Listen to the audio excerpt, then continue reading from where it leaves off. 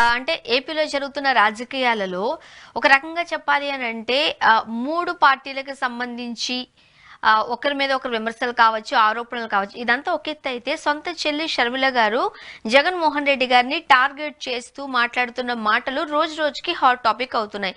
అంటే కొంతమంది చెబుతూ ఉన్నారు జగన్మోహన్ రెడ్డి గారిని టార్గెట్ చేసినంతగా చంద్రబాబు నాయుడు గారు చేసిన పనుల గురించి షర్మిల గారు మాట్లాడడం లేదని. ఫస్ట్ మీరు ఈ టాపిక్ గురించి ఒకసారి మనం డిస్కస్ చేస్తే నెక్స్ట్ కొన్ని పాయింట్స్ ఉన్నాయి నా దగ్గర, అది నేను మీకు చెప్తానండి. చాలా రోజుల తర్వాత వాళ్ళ అన్నకు చేసిన మంచి పని ఏంటంటే ఈ రోజు ప్రెస్ మీట్. వాళ్ళ అన్నకు చేసిన మంచి పని, షర్మిల గారు చాలా కీలకమైన ప్రశ్నలు లేవనెత్తారు. నిజానికి జగన్మోహన్ రెడ్డి గారికి వ్యతిరేకంగా ప్రెస్ మీట్ పెట్టినట్టే ఉన్నా, ఆ మనసులో అదే ఉన్నా, ఆమె చేసిన ప్రయత్నం వల్ల చంద్రబాబు నాయుడు గారు మరింత ఇరుకులు పడతారు. సమస్య ఏమంటే దీన్ని లేవనెత్తింది మనమే కదా, తెలుగుదేశం పార్టీ వాళ్ళకి అనుకూలంగా ఉన్న మీడియా సమస్యలు లేవనెత్తినాయి. ఏదో చేయని పోయి ఏదో తగులుతుంది. ఏదో ఆదాని అమెరికాలో కేసు వచ్చింది, దాన్ని తీసుకుని సరాసరి జగన్మోహన్ మెడకు చుట్టేసి ఆయన మీద బుర్ర చల్లేసి ఆయన గడుక్కుంటా ఉంటాడు అని అనుకున్నారు. కానీ అన్ని సందర్భాల్లో అది రివర్స్ అవుతా ఉంటుంది. ఇప్పుడు షర్మిల గారు తీసుకున్న ప్రెస్ మీట్ లో కీలకమైన అంశాలు కొన్ని ప్రస్తావించారు, కొన్ని రాంగ్ ఇంటర్ప్రిటేషన్ కూడా చేశారు. ఏకంగా ఏమనేసింది, వాళ్ళన్నా కొంచెం మంచి పని చేసినారు.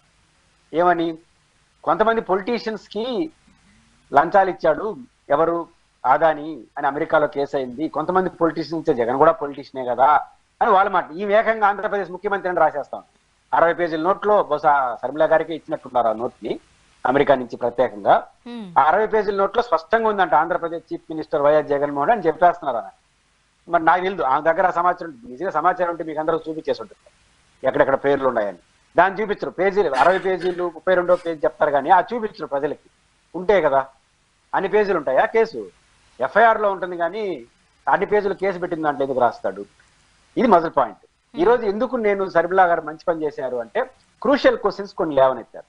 ఆ క్రూషియల్ క్వశ్చన్ ఏంటి, ఆదాని కోసమే సెకీ అనే సంస్థ పుట్టింది, అది ఆమె లేవనెత్తిన మొదటి ప్రశ్న. ఆదాని కోసమే జగన్మోహన్ రెడ్డి గారు ఈ ఒప్పందంలో సంతకం పెట్టాడు. ఆ రోజు ఇంకా తక్కువ ధరకు వస్తున్నా జగన్మోహన్ రెడ్డి తీసుకోలేదు, ఇంకా 50 పైసలకు ఎక్కువ తీసు, గుజరాత్ లో 90 పైసలకు అమ్మారు కదా. ఇది వారు ప్రధానమైన లేవనెత్తిన అంశాలు. దీనికి కాంగ్రెస్ కూడా సమాధానం చెప్పాలి. ఇప్పుడు సెకీ ఒప్పందం, సెకీ అనే ఇన్స్టిట్యూషన్ ఎప్పుడు ప్రారంభమైంది? దాదాపు నరేంద్ర మోడీ గారు మొదటి దఫా ప్రధానమంత్రి ఉన్నప్పుడు ప్రారంభమైంది. మరి అప్పుడు ఎందుకు వ్యతిరేకించలేదు కాంగ్రెస్ పార్టీ? అంటే కాంగ్రెస్ పార్టీ స్వభావం కూడా అదే. దాంట్లో ఉన్నది ఏంటంటే స్వర్ణ గారు 2 క్లాజులు ఉన్నాయి. టెండర్లు పిలిచింది SECI, solar and wind power లో మేము బిట్లు అలా ఆహ్వానిస్తాం. దాంట్లో ఆదాని వేశాడు, ఇంకొకరు వేశారు.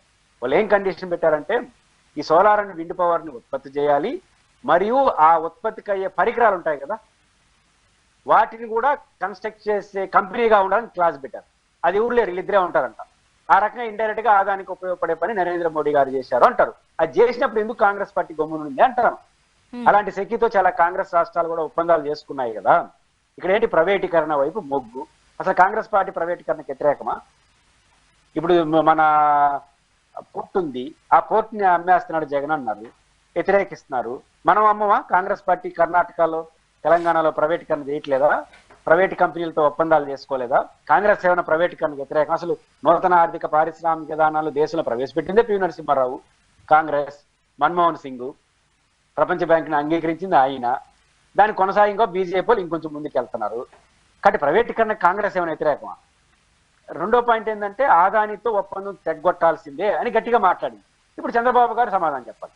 తెగ్గొట్ట ఇప్పుడు ఆదానితో అవగాహనకు వచ్చింది జగన్, బాగలేదని మీరు అంటున్నారు. అప్పుడు జగన్ గారిని విమర్శించే ముందు చంద్రబాబు గారికి ఒక డిమాండ్ చేయాలి షర్మిల గారు.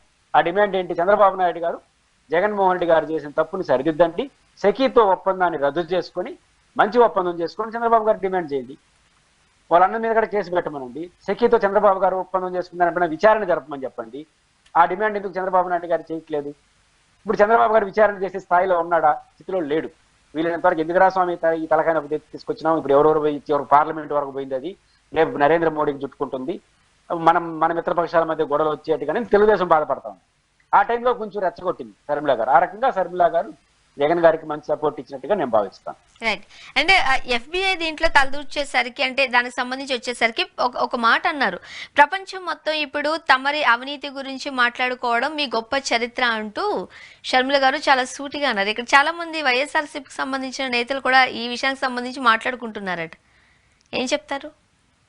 ప్రపంచం అంతా గుర్తించే అవినీతి జగన్మోహన్ రెడ్డి చేశారనేది ఆమె ఆరోపణ. మరి అవినీతిలో షేర్ అవుతున్నారో నాకు అర్థం కాలేదు. గత 2 నెలలుగా అదే పని కదా. నాకు మన నా షేర్ ఇచ్చేయండి, నా కొడుకులకి ఇవ్వండి, సమంగా మళ్ళీ ఒక్క ముక్క కూడా అటు ఇటు బాగూడదు. ఇప్పుడు జగన్మోహన్ రెడ్డి గారు అవినీతితో సంపాదించిన డబ్బులు మీరు భావిస్తున్నారు కదా, ఆ అవినీతి సొమ్ము మనకి ప్రశాంతంగా ఉన్నారు కదా, సమంగా రావాలి. మరి కొద్దిగా అటు ఇటు కూడా ఉండకూడదు. ఆయన కొడుకు ఆయన కూతురు ఇద్దరికి సమంగా ఉండాలి, నా బిడ్డలకి ఇద్దరు. ఇది మా నాన్నగారి ఆజ్ఞ. కాబట్టి 1 నెల రోజులుగా ఫైటింగ్ ఇచ్చారు కదా. మరి అవినీతి సొమ్ముతో మీకెందుకు, ఆ మరక మీకెందుకు? జగన్ గారిని అడగాలి, అసలు అవినీతి సొమ్ము సంపాదించిన సొమ్ముతో నేను అసలు ఏమీ తీసుకోదలుచుకోలేదు, అది నువ్వే పెట్టుకో, ఆ పాపం నాకు వద్దని చెప్పాలి. మరి ఆ పాప సొమ్ములో మాత్రం భాగస్వామ్యం కావాలి. నేనేమంటానంటే జగన్మోహన్ రెడ్డి గారు అవినీతి పరుడని మీరు ఎట్లా నిర్ధారిస్తారు? జగన్మోహన్ రెడ్డి గారు పైన అవినీతి కేసులు ఉన్న మాట వాస్తవం. అది ఏ కేసులు? కాంగ్రెస్ పార్టీ అధికారంలో ఉన్నప్పుడు సిబిఐ వేసిన కేసులు 16 ఛార్జ్, అవి కోర్టులో ఉన్నాయి. పైపెచ్చు మీకు ఆ కేసును విభేదిస్తూ రాజశేఖర రెడ్డి గారిని పేరు కూడా ఎఫ్ఐఆర్ లో ప్రస్తావించారని చెప్పి కాంగ్రెస్ పార్టీ నుంచి వ్యతిరేకంగా ప్రచారం చేసిన వారిలో శర్మిలా గారు ఒకరు. ఈ రోజు సిబిఐ కోర్టులో జరుగుతోంది. కాంగ్రెస్ పార్టీ స్టాండ్ బై, నిలబడండి. జగన్మోహన్ రెడ్డి గారు అవినీతి పరుడు, మేము 16 కేసులు పెట్టింది కరెక్టే జగన్ మీదని రాహుల్ గాంధీతో ఒక ప్రకటన చేయించండి, బాగుంటుంది కదా. ఇంకా ఇప్పుడు కొత్తగా జగన్మోహన్ రెడ్డి గారు 19 నుంచి 24 వరకు అవినీతి జరుగుంటే మీరు చంద్రబాబు నాయుడు గారు డిమాండ్ చేయాలి. ఏమని డిమాండ్ చేయాలి?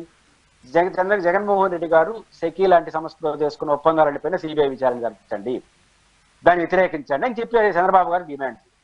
కాబట్టి అమెరికాలో వచ్చిన ఒక వార్త ఆధారంగా చేసుకొని ఇంకా ఆయన నేరుగా వాళ్ళైతే కనీసం ఒక ముఖ్యమంత్రి అని పేరు వచ్చిందని జగన్ ఆపేసి డైరెక్ట్ గా జగన్ పేరే ఉందని ఈమె ఆపాదిస్తా ఉంది. ఆ 36 పేజీ ఆ 60 పేజీల్లో ప్రజలకు గడిస్తే చదువుకుంటారు కదా అంత అందమైనటువంటి వార్తలు. ఆ 60 పేజీల నోటు మాత్రం ఇవ్వరు కానీ 60 పేజీల్లో ఉందని మాత్రం